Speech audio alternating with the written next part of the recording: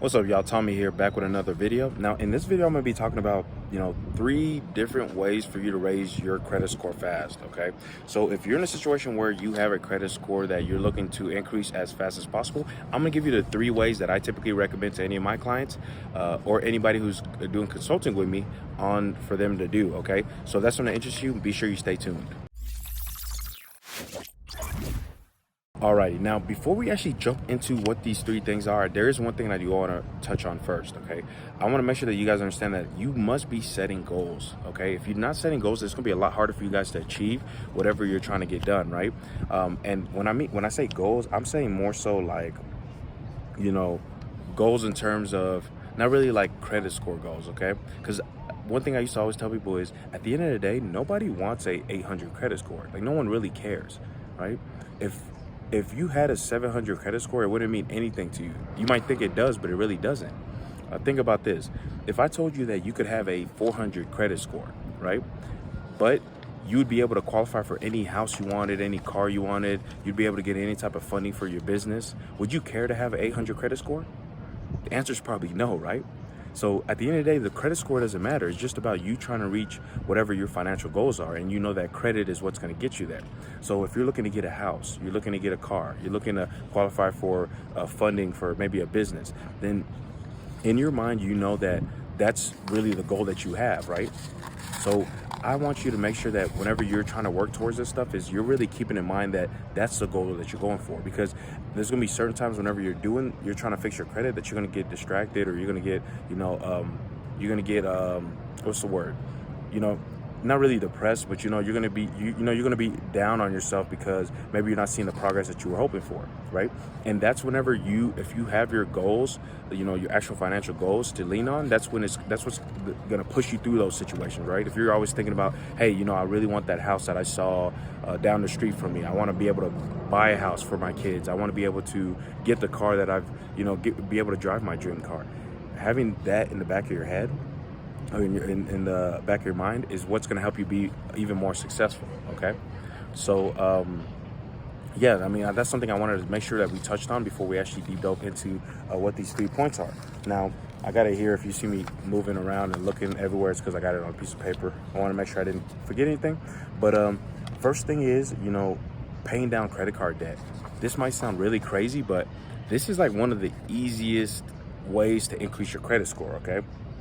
Like, it's hands down the biggest lever that you have to really shift your score upwards, right? You want to have a credit utilization of as close to 0 as possible. Basically what that means is your credit utilization is how much of your credit cards are you using. If you have only one credit card that's $100 credit limit and you've used all $100 of it, then your credit utilization is 100%. Okay, and you need to be as close as possible to 0%. Okay, now just to let you know, this category accounts for I think it's a total of 165 points. It's worth 30% of your score. So you can gain 165 points if your credit cards are maxed out right now and you paid them off. Then you could gain up to 165 points. Okay, so that's something that you definitely want to keep in mind. Another thing I do recommend is if you don't have a credit card, then you need to get a credit card. That's more than likely why you don't have a score where at a point where you want it to be, right? You need to have a credit card because that's a key component of your credit score. If you don't have a credit card, then they're not able to see how you use credit, right? How responsible you are with credit. So that's definitely something that you want to keep in mind. Now, the second tip is adding an authorized user, okay? The idea with an authorized user is this. Typically, depending on what kind of a credit card it is, they'll allow you to add people onto the card. The idea being that person gets a card issued in their name that they're able to use, right? But it all falls under your account. So, one thing, the great benefit of that is that they also start reporting to that person's credit report. So for example, I've done it before with family members where I've added them to a certain credit card that I had that had really great payment history and was open for a long time. So maybe a credit card that I had open for like 5 years and I had never missed a payment on, right? And the card wasn't maxed out. Maybe I had a limit of 7,000. I was only using like $100 on that card, right? And when I added my family member to that card, boom, their credit score literally shot up like 80 points. Okay, so that's where you're going to be able to see probably the biggest gain is doing that. Okay, it kind of falls in line with you paying off your credit cards, right? Paying down any credit card debt. This is just another technique that you can leverage at all as well. That kind of touches on the credit utilization, like I was mentioning earlier. But this one doing this technique touches on a bunch of other categories as well. Okay, now. One thing I do want to touch on as well is I do not recommend using trade lines.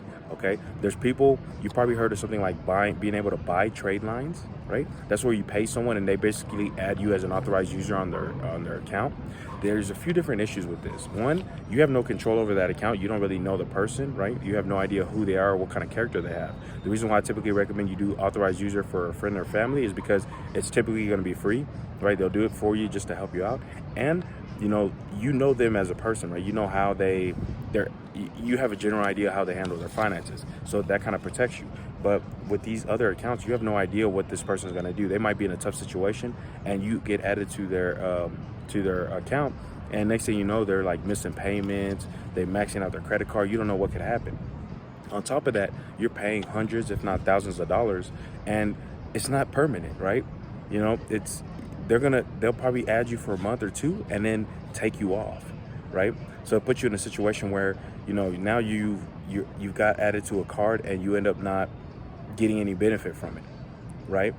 You only get added for a month or two, you just wasted money and now it's gone and you're back to where you started. So that's kind of a few of the reasons why I mentioned don't even bother with it. And that's even that situation I just gave you right there, that's probably the best case scenario, because another case scenario might be you pay somebody and they don't even add you, right? They act like they have this trade line, and next thing you know, you don't even get added. So there's kind of a lot of different reasons why I say you need to avoid buying trade lines. I recommend if you do the authorized user technique, do it with somebody you personally know, a close friend or a family member. Now, the last thing is going to be disputing negative accounts. Okay, there's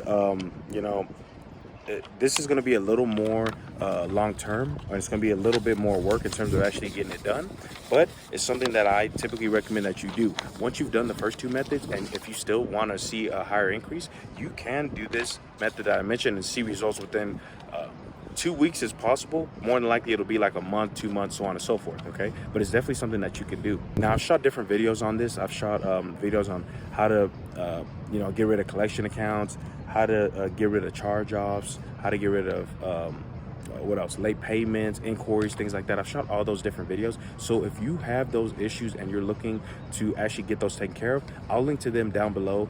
I'll link down below to all those different videos so you can take a look at them. Also, I have a 30-day quick boost credit guide as well, and basically what that has is it has a bunch of other if you're in a situation where you have maxed out credit cards but you're not able to pay them off immediately, you can use that 30-day quick boost guide. It's free, and it'll have different links that you can click on there to be able to leverage and use to just help you boost your score, right?